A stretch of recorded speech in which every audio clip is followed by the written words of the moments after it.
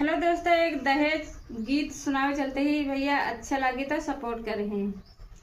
पापा रुपिया के खातिर जरी तोहार बिटिया, पापा रुपिया के खातिर जरी तोहार बिटिया, तोहार बिटिया हो तोहार बिटिया, पापा रुपिया के खातिर जरी तोहार बिटिया। मम्मी के माथ टिकाया पानी जामिनिया, मम्मी के माथ टिकाया पानी जामिनिया, बेची के बियाह कैले आई हैया भगिनिया के, बेची के